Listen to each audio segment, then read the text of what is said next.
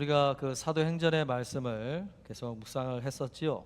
지난 시간에는 이제 유럽의 첫 교회인 빌립보 교회가 세워지는 그 과정을 이렇게 소개를 했었습니다. 특별히 안식일에 강가에 기도하러 기도처를 찾아가는 중에 여인들을 만나게 됐고, 그 가운데 루디아라고 하는 자색 옷감을 파는 그 여인이 그 복음의 말씀을 통해서 예수님을 믿고 그 다음에 그들을 집에 머물도록 함으로써 빌립보 교회가 이제 그 가정을 중심으로 세워지는 그 장면을 소개를 했었습니다. 오늘 본문은 그 루디아의 집에 머물면서 그 빌립보에서 만난 또 다른 여인을 소개를 해주고 있습니다. 16절에 보니까 우리가 기도하는 곳에 가다가 점치는 귀신 들린 여종 하나를 만나니 그래요.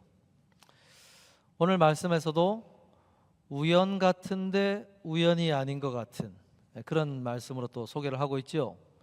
우연히 귀신 들린 여종을 만난 것 같은데 기도하는 곳에 가다가 그죠? 또 루디아를 만난 것처럼 기도하러 가다가 그 여종 하나를 만나게 됐다 그럽니다. 그래서 지난 시간에도 우리가 거룩한 습관을 갖고 가야 된다 말씀을 드렸죠. 그 거룩한 습관을 중심으로 하나님은 섭리적인 사건, 섭리적인 만남을 일으키신다. 그래서 우리에게는 그런 거룩한 습관을 길러가야 된다라고 말씀을 드렸었습니다. 오늘도 그렇게 해서 만나게 된 여인이 있었다.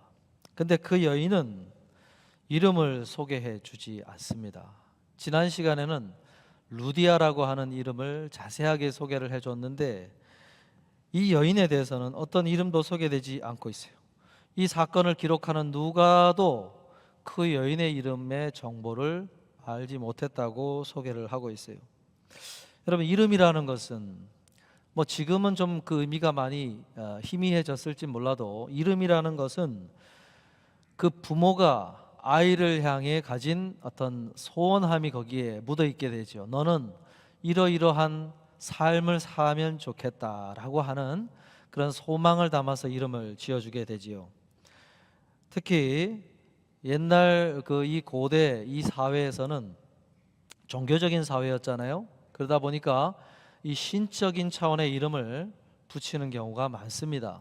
너는 어떤 신이 부여한 삶의 어떤 사명을 가지고 태어난 아이다라는 식으로 아이의 이름 속에 그런 어떤 사명, 소명 이런 걸 담아서 이름을 짓기도 합니다. 그래서 그 이름이라고 하는 것은 나 자신을 대표해 주는 어떤 그런 중요한 의미를 담고 있어요. 그런데 바울이 만난 이 여인은 누구도 그녀의 이름을 알지도 못하고 알고 싶어 하지도 않았던 것 같아요. 그래서 그 여인에 대해서 이름을 소개해 주지 않고 있다는 거죠. 그 말인즉슨 그녀에게는 그 여종이라고 소개된 그녀에게 그 누구도 그를 사람 구실할 여인으로 바라보지 않았다는 얘기입니다. 그리고 어떤 하나의 특별한 삶을 살아야 될 인격으로 바라봐 주지 않았다는 거예요. 그러면서 여종이라고 소개하지요. 여러분, 종이라는 것도 마찬가지예요. 종이라는 것도 자신의 의지를 따라 사는 삶의 신분이 아니지요.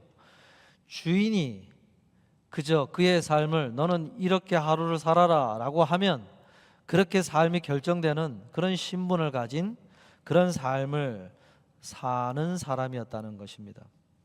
그래서 종이란 참 주인이 중요하지요. 그 주인이 어떤 주인을 만나느냐에 따라 신분은 종이라 할지라도 삶의 의미를 가지면서 살 수 있는 그런 시대였습니다. 그 여종이 주인으로 섬기는 이들이 어떤 이들이었을까요? 16절을 다시 보니까 점으로 그 주인들에게 큰 이익을 주는 자라 그래요. 여기서 이 여종의 주인이라고 하는 사람들을 소개를 해주는데 그 주인이 어떤 사람들이냐? 그녀를 돈벌이용으로 보는 사람이다 이렇게 소개했어요. 사람을 어떤 사람으로 대하는 것이 아니라 자신들의 유익을 위한 도구로 그렇게 바라보고 취급하는 그런 사람들이었다라고 소개를 해요. 그런 사람들을 주인으로 모시고 있으니 뭐 더 말할 필요가 없죠. 그 여인의 삶이라고 하는 것이 뭐 의미가 있겠습니까? 돈벌이용 그 이상도로 보지 않는 그런 사람들이 그 여인의 주인이었다고 소개를 하고 있어요. 그런데 오늘 성경 말씀은 그런 주인만 있는 것이 아니라 또 다른 주인이 되는 존재가 있다고 소개를 합니다. 16절에 뭐라고 그럽니까? 귀신 들린 여종 하나라고 했어요. 귀신 들린 여종 하나. 아까 소개한 주인들은 그의 어떤 육신을 컨트롤하는 주인들이었다고 한다면은 지금 소개하는 귀신이라고 하는 존재는 그의 정신을 지배하고 그의 어떤 내면을 컨트롤하는 그런 주인이라고 할 수가 있습니다. 그래서 귀신이라고 소개를 하고 있습니다. 요즘 시대에는, 문명화된 이 시대에는 귀신이라는 존재가 그렇게 와닿지가 않습니다. 그저 영화에서나 좀 상상의 나래 속에 등장하는 그렇지 않을까. 문명사회에서 당신은 귀신을 믿습니까? 하면은 그렇게 얘기 안 한 사람들이 많을 거예요. 그런데 지금도 종교가 더 강하게 사회에 영향력을 미치는 나라로 가면 이 귀신의 존재가 굉장히 활동을 활발하게 하는 것을 알 수가 있습니다. 어디 동남아 쪽이나 또 무슬림 사회에서도 생각보다 상당히 그런 귀신 들린 사람들이 많습니다. 그래서 선교사님들 통해서 보고가 들어올 때 보면은 그런 사건이 하루에도 상당히 많은 일들이 일어나는 것을 알 수가 있어요. 그러니까 고대 사회든 현대 사회든 이 귀신의 존재가 자신의 정체를 드러내놓고 활동하느냐, 아니면 드러내지 않고 은밀하게 배후에서 활동하느냐, 이 차이만 있을 뿐 귀신이라는 존재는 분명히 존재하고 있고 활동하고 있다는 것입니다. 성경에서 이 귀신들이 많이 등장을 하고 예수님이 이 땅에 오셨을 때에도 어린아이에서부터 노약자에 이르기까지 상관없이 이 귀신에 들린 사람들이 상당히 많이 예수님께로 나온 것을 알려주고 있어요. 성경에서 이 영적인 존재라고 하면은 하나님, 영이신 하나님 외에도 천사들이 등장을 하고, 그리고 이 귀신, 사단이 등장을 하는 경우가 있습니다. 성경에서 사단은 이렇게 소개하고 있죠. 계시록 12장 9절에 보면은 마귀라고도 하고 사탄이라고도 하는 온 천하를 꿰는 자라고 이렇게 사탄을 소개합니다. 마귀와 사탄, 이것은 한국말이 그렇게 다르게 번역을 한 것 같으나 다 동일한 말이라고 할 수 있어요. 단수 한 존재만 사탄, 마귀라고 지칭을 합니다. 그는 창세기 3장에서 첫사람 아담과 하와를 유혹할 때 뱀으로 인간에게 접근했던 그 존재를 가리키는 말이에요. 사탄, 마귀. 그리고 귀신이라고 하는 것은 그 사탄을 따르는 영적인 존재들을 귀신들, 복수로 이렇게 사용을 많이 합니다. 그래서 그들의 배경은, 신분의 배경은 피조된 영적인 존재들이죠. 천사도 사탄도 귀신도 다 하나님에 의해서 창조된 피조물들입니다.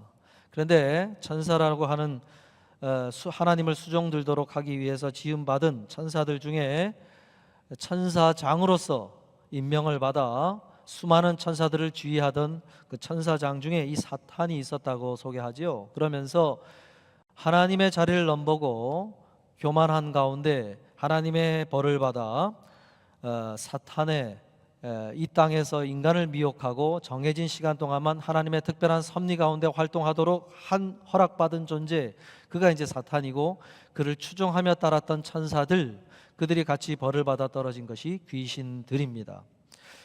한국 사회가 생각하는 것처럼 조상의 신들, 영혼이 어디 가야 될 곳을 가지 못하고 이곳을 떠돌아다니는 존재들, 그런 것은 성경이 없다고 소개하지요. 그것은 귀신이 아닙니다. 하나님으로부터 피조되었다 천사가였다가 타락하여 하나님의 벌을 받아 한정된 시간 동안 활동하도록 허락받은 그 존재가 이 땅 가운데 활동하는 것이 귀신이에요. 인간의 영혼은 하나님이 지정된 곳으로 다 가도록 데려가시기 때문에 이 땅에 남아있는 조상의 신들은 없습니다. 그러는 가운데 우리가 이제 귀신에 대한 백그라운드를 일단 기본적으로 알고 있고 오늘 말씀을 묵상해야 될 필요가 있어요. 하나님께서는 마게도냐로 건너오시도록 할 때 도움이 필요한 자들이 있다, 이것을 환상 중에 보도록 하심으로 건너왔고, 바울이 처음으로 만난 도움이 필요한 자가 루디아였다고 한다면 오늘 이 귀신 들린 여종, 이 여종, 점을 치도록 하면서 인간의 어떤 주인이라고 부르는 사람들에게 돈을 벌어다 주는 그런 삶을 살고 있었던 이 여인도 도움이 필요한 여인이었다고 할 수가 있어요. 그래서 17절 18절에 보니까 그 여인이 소리를 지르면서 바울 일행을 발견하고 소리를 지르면서 그들에게 외쳤다고 소개를 해줘요. 어떤 외침이 있었냐면 17절부터 18절을 보면 그가 바울과 우리를 따라와 소리질러 이르되 이 사람들은 지극히 높은 하나님의 종으로서 구원의 길을 너에게 전하는 자라 하며 이같이 여러 날을 하는지라 소개를 해요. 여러 날 있는 동안에 바울 일행을 만나기만 만나면 소리를 질러댔고 오히려 어떤 때는 찾아와서 소리를 질러댔다고 소개를 하고 있어요. 바울이 이 여인을 도와주긴 도와줘야 될 텐데 그가 어떻게 도와줘야 될지 처음에는 잘 몰랐던 것 같아요. 그래서 여러 날 있는 동안에 똑같이 와서 소리를 질러대는 그 귀신 들린 여종을 어떻게 도와줄지 모르고 그냥 그대로 감내하고 있었다고 소개를 하고 있어요. 자, 바울이 그러면 이 여인을 어떻게 도와야 될까요? 바울과 그 일행을 그 여종이 뭐라고 외쳤냐 하면은 지극히 높은 하나님의 종이라 이렇게 소개해 줬어요. 하나님의 종이라. 여기서 이 소리를 지르도록 만든 것은 그의 정신을 컨트롤하는 귀신으로부터 나온 외침이었을까요? 아니면 그녀가 정신이 귀신에 의해서 컨트롤 당하긴 했으나 그래도 그녀 깊은 내면의 목소리로 도와달라고 외치기 위해서 이런 소리를 질렀던 것일까? 어떤 근원적인 이유가 있어서 이렇게 소리를 질렀을까요? 만약에 귀신이 시켜서 한 것이라고 한다면 우리는 귀신이 이 세상을 이해하는, 우리 사람들을 바라보면서 이해하는 어떤 관점을 하나 발견할 수가 있어요. 뭐냐면 영적인 존재인 귀신은 사람을 이해할 때 어떻게 이해하느냐? 그것은 우리를 바라보면서 그가 누구의 종인가 하는 관점에서 사람을 구분 짓는다는 것입니다. 그것을 알 수가 있어요. 누구의 종인가? 우리 인간을 종으로 이해를 한다는 거예요. 종, 누구를 섬기는 종인가로 이해를 한다는 것입니다. 여러분, 인간은, 우리 스스로는, 많은 사람들은 스스로를 나는 누구도 섬기지 않는다, 나는 나다, 그죠? 천상천하 유아독존, 나는 스스로 우주의 중심이다, 그렇게 생각한다는 것이죠. 스스로 누구도 섬기지 않고 내 뜻대로 판단하고 내 뜻대로 생각하고 내 뜻대로 결정해서 내 나름의 살고 싶은 삶을 산다고 이해를 합니다. 그런데 귀신은 그렇게 보지 않는다는 거예요. 귀신은 그 사람은 누구를 섬기는 종인가 차원에서 구분지어 생각을 한다는 것입니다. 누구를 섬기는 종으로 이해를 할까요? 귀신 들린 여종처럼 귀신을 섬기는 그러한 종이 아니라고 한다면 바울과 그 일행처럼 하나님을 섬기는 그런 종으로 이해를 한다는 것이지요. 사실 이것은 성경의 관점이기도 합니다. 성경은 하나님을 이 세상 모든 만물의 주인으로 소개를 합니다. 이 세상 만물은 스스로 지어진 것이 아니고 스스로 있게 된 것이 아니라고 이야기하죠. 그것은 피조된 존재들이다. 그 근원이 있게 만든 창조주 하나님으로부터 지음을 받은 존재들, 그렇게 해서 삶이 시작된 존재들이라고 성경이 소개를 해줘요. 그래서 하나님이 주인이라고 소개를 하죠. 하나님이 주인. 인간을 하나님이 지으셨을 때에도, 에덴 동산에 살게 하실 때에도 너가 피조된 존재인지를 꼭 기억할 필요가 있다 하면서 하나님이 어떤 규칙을 세워 놓으셨잖아요. 모든 것을 먹어도 되나, 그러나 동산 중앙에 지어놓은 내가 명한 선악을 알게 하는 나무, 그것은 너의 자율적으로 따먹을 수 없다 라고 규칙을 정하셔서 그 규칙에 따라 순종하는 존재, 그런 존재로 살도록 하셨죠. 그런데 창세기 3장에서 에덴 동산에 있는 인간에게 사단이 찾아와서, 뱀으로 다가와서 어떻게 유혹한 것입니까? 너는 하나님의 말씀을 따를 필요가 없다. 너가 보기에 좋아 보이고 너가 보기에 이것을 따먹는 게 옳다 여기면 그대로 하면 된다라고 이야기했죠. 하나님을 섬길 필요가 없다. 너 스스로 원하는 대로 살면 된다라고 유혹을 한 거예요. 그렇게 해서 하나님의 말씀을 저버리고 스스로 생각한 대로 행동하기로 결정하고 그 선악을 알게 하는 나무의 열매를 따먹었을 때 자유로워졌느냐? 그러면 성경은 그렇게 소개하지 않습니다. 오히려 전에는 없었던 죄책감이 찾아와 두려워하고 숨고 싶고 하나님을 피해 도망가려고 하는 마음이 들면서 결국 하나님 앞에 서게 되었고, 그 하나님이 죄의 형벌로서 판결 아래서 사망의 그늘 아래, 죽음의 운명 아래에서 살게 되었고, 그 죽음 안에서 주어진 이 삶의 고통을 겪으면서 평생토록 나는 죄인이구나 하는 것을 늘 기억하며 그 죄의 종으로, 죄에 매여 살도록 하셨다고 성경이 소개를 하고 있어요. 여러분, 하나님의 종이 되지 않으면 뭐의 종이 된다고요? 죄의 종. 그 죄의 종이라는 말은 사단의 영향력 아래에서 살아가게 되는 삶을 사는 것입니다. 그러니까 이 귀신이 이해하는 것이 맞죠.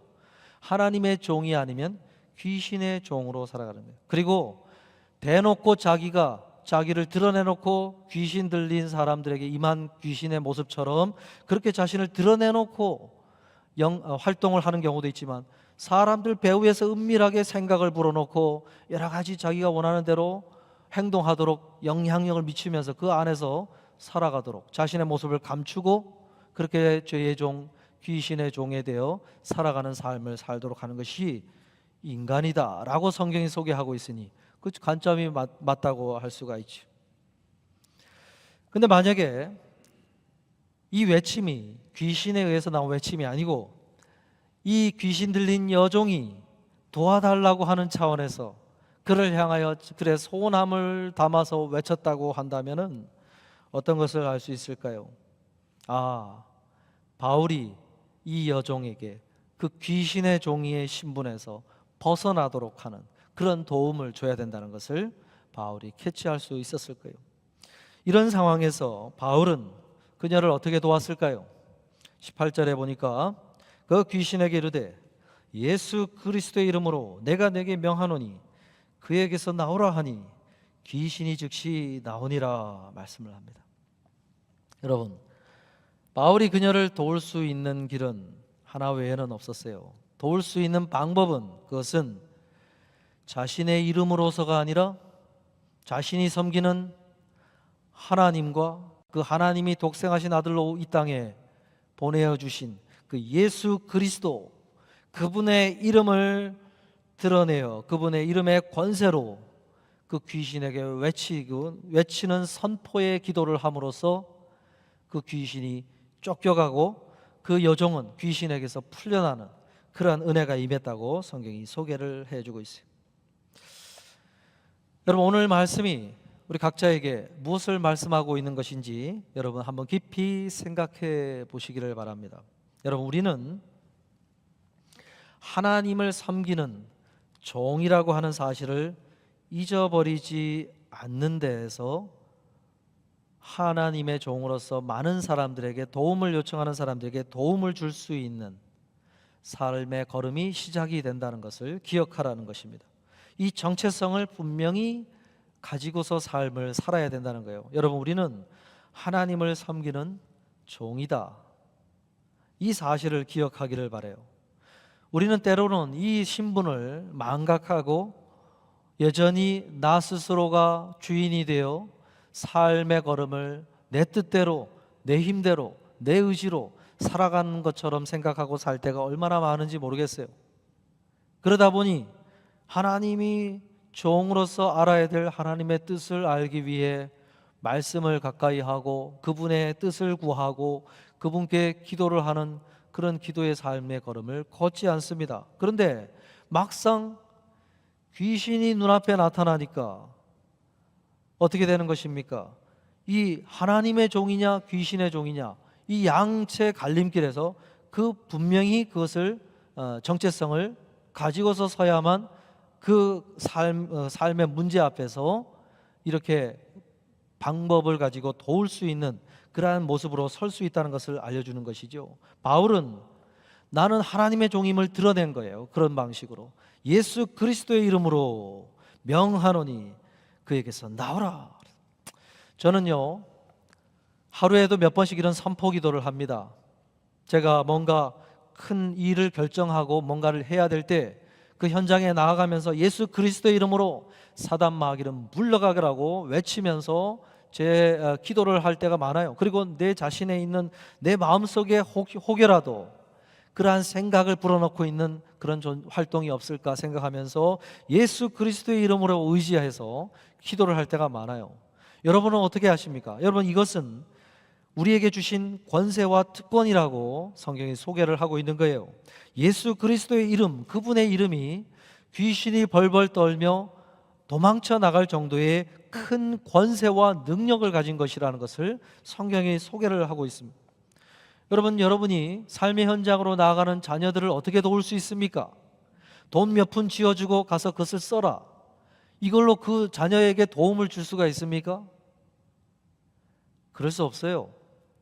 여러분, 예수 그리스도의 이름으로 그 자녀에게 기도해 주는 것만이 정말로 자녀를 도울 수 있는 길이라는 거예요.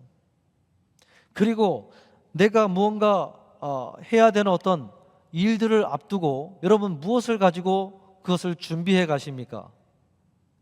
우리의 정신세계에 끊임없이 노크하는 사단의 존재들, 귀신의 어떤 존재들, 여러분 이런 활동들 속에서 예수 그리스도의 이름으로 구하는 기도 외에는 그런 것을 할 수 있는 그런 방법이 없다는 것입니다.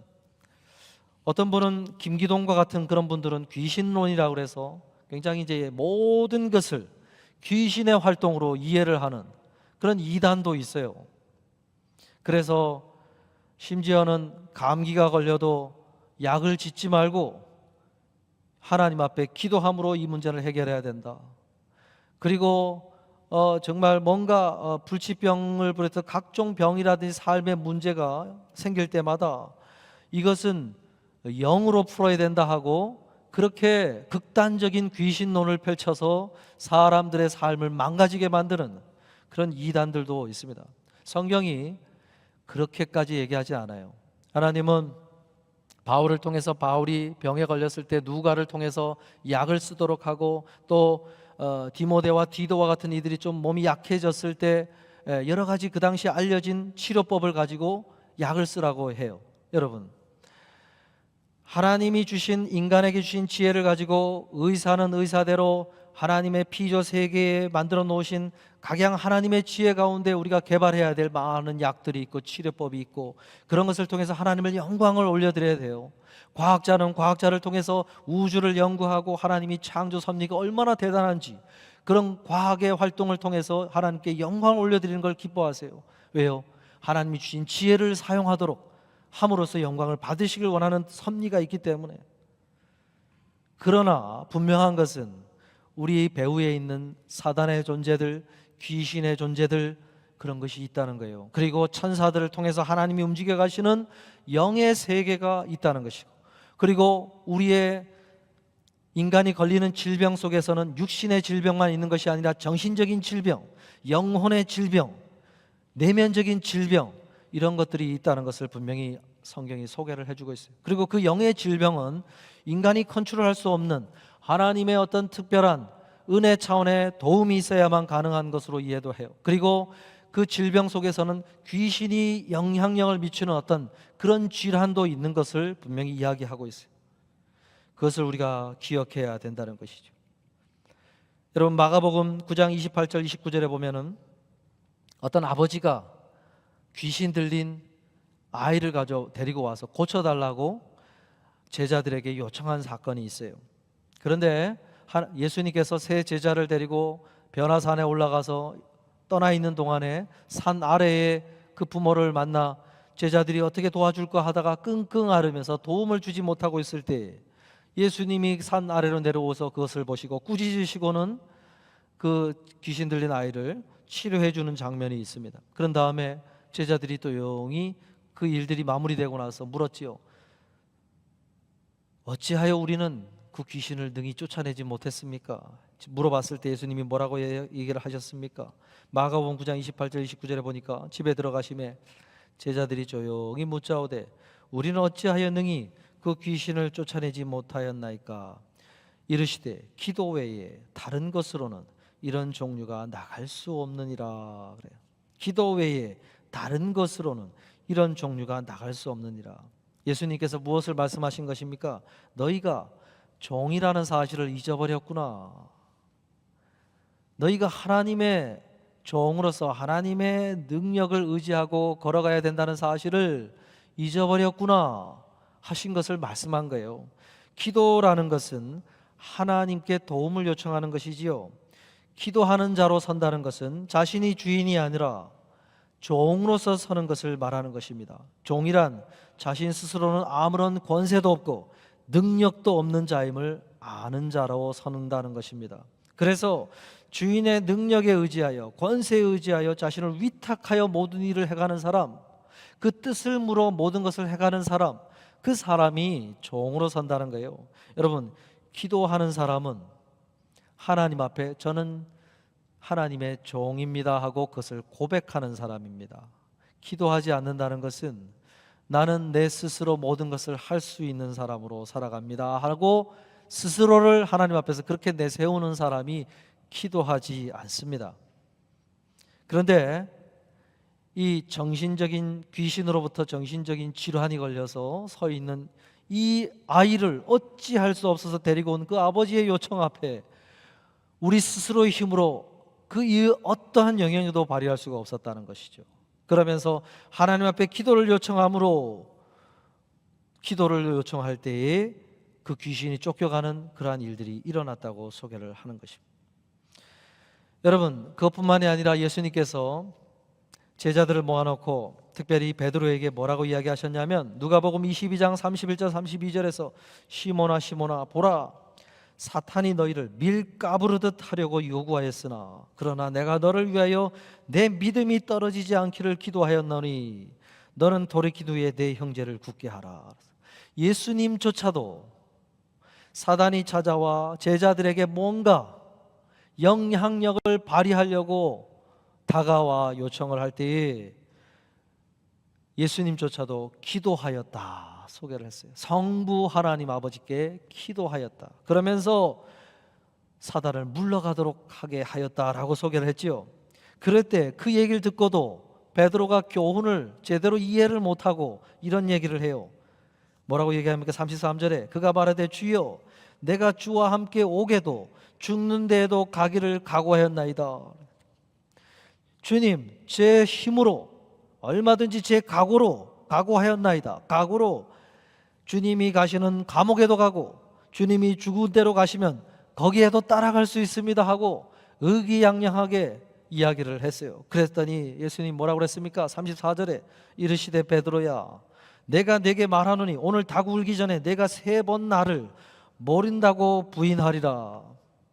실제로는 저주까지 했다고 그랬어요. 저주, 예수 그리스도 이름을 저주해까지 하면서까지 나는 저 사람을 모른다 하고 베드로가 얘기를 했다는 것이죠. 여러분, 베드로는 얼마든지 자신의 의지로 힘으로 사단의 유혹 정도는 물리칠 수 있다고 생각을 했다는 거예요. 이게 우리들의 슬픈 자화상입니다. 하나님을 의지하고 하나님께 기도하면서 걸어가야 되는 것을 배웠는데도 불구하고, 말씀이 가르칠 수 있다고 하는데도 불구하고 우리는 삶의 현장으로 가면 다 잊어버리고 나 혼자 뭐든지 할 수 있는 것처럼 살아간다는 거예요. 그런데 예수님의 대답은 뭐라고요? 베드로에게 한 것은 너는 그럴 수 없다. 너는 각오하였다고 했느냐? 너는 그럴 수 없다라고 이야기를 했어요. 3년 반 동안 예수님을 따라다닌 것도 너희들의 힘으로는 그럴 수 없다가 대답이었어요. 여러분, 베드로에게 하신 예수님의 이 대답, 이것이 오늘 우리들이 마음에 품고 삶의 현장으로 가야 될 줄로 믿습니다. 나는 그럴 수 없다.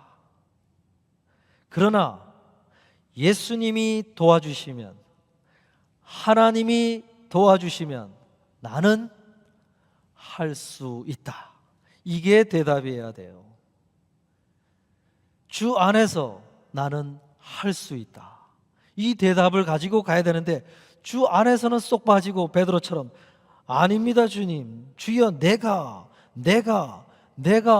주와 오게도 죽는데도 가기를 각오하였나이다. 자꾸 내가 뭔가 할 수 있다고 생각하고 가니까 거기서 뭔가가 빠진 거예요. 여러분, 오늘 삶의 현장으로 가시면 어떻게 하셔야 됩니까? 내가 종입니다. 나는 할 수 없습니다. 주님이 주인이십니다 하고 기도를 요청함으로 모든 일을 하셔서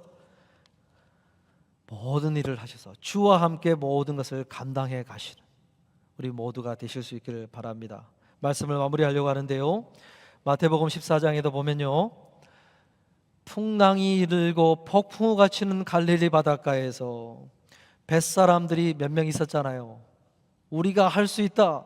이 폭풍우 속에서도 우리가 목적한 곳으로 갈 수 있다. 어떻게 하든지 해결하려고 어부 출신의 제자들이 붙어가지고 그 배를 어떻게 하든지 이 폭풍우 속에서도 헤쳐가도록 애를 쓰는데 할 수가 없어서 진맥이 빠져 있을 때 예수님께서 한적한 곳에서 기도하시다가 그 모습을 밤새도록 지켜보시다가, 그러고는 한참이 지난 후에 이제 그들에게 물 위를 걸어 가셨다고 소개하지요. 그러고는 제자들이 처음엔 유령인가 하여 귀신인가 하여 그렇게 무서워서 바라보고 있다가 주님이시다 하는 것을 알아본 후에 베드로가 뭐라고 얘기했습니까? 주여 나를 명하사 물 위를 걸어 오라 하소서 하고 요청을 했죠. 그랬더니 오라고 주님이 말씀하시니까 물 위를 진짜 걸어가는 장면이 성경을 통해서 소개하지요. 그러면서 주님을 바라보며 걸을 때는, 그 말씀에 의지해 걸어갈 때는 걷던 베드로가 잠시 눈길을 돌려 파도를 쳐다보는 순간 어떻게 됐습니까? 물에 빠져 허우적거리면서 살려달라고 애원을 하는 모습이 나오게 되죠. 여러분, 거기서 차이가 어떻게 됩니까? 베드로는 똑같았지만 그의 시선이 오라 명하시는 주님을 바라보며 그 말씀에 의지해서 걸어가는 그 걸음때는 물 위를 걸었다고 그랬어요. 물 위를 걸었어요. 그러나 그것이 아니라 파도를 쳐다보면서 어부의 상식, 어부의 경험, 이런 것들이 자기의 마음속에 자꾸 뭔가 생각이 나니까 마음에 의심이 차오르고, 어찌하여 의심하였냐 예수님이 그러셨죠. 두려워하는 마음이 엄습하면서 그냥 물 속에 허우적거리면서 빠져서 무기력한 모습으로 빠져있는 모습이 펼쳐졌다고 소개합니다. 우리도 마찬가지입니다. 삶의 현장으로 걸어가실 때 내 경험, 내 의지하지 마시고 나는 할 수 없다, 주님은 할 수 있다, 주님의 말씀 의지하고 기도함으로 걸어가셔서 올 하루에 허락되어진 삶의 걸음 속에서 주님과 함께 할 수 있는 것이 무엇인지를 경험하고 하나님 앞에 서실 때, 주여 정말 그랬습니다, 내 힘으로 할 때는 어딘가 모르게 삶의 기쁨이 사라지고 감사가 사라지고 마음이 퍽퍽하고, 그런 걸음을 걷다가 하나님을 의지하여 뭔가 기도함으로 걸어갔더니 마음의 기쁨이 임하고 감사가 임하고 하루에 하나님이 주시는 힘과 능력이 공급되는 것을 경험하였나이다 하면서 주님 앞에 서실 수 있는 우리 모두가 되실 수 있기를 주님의 이름으로 축복합니다.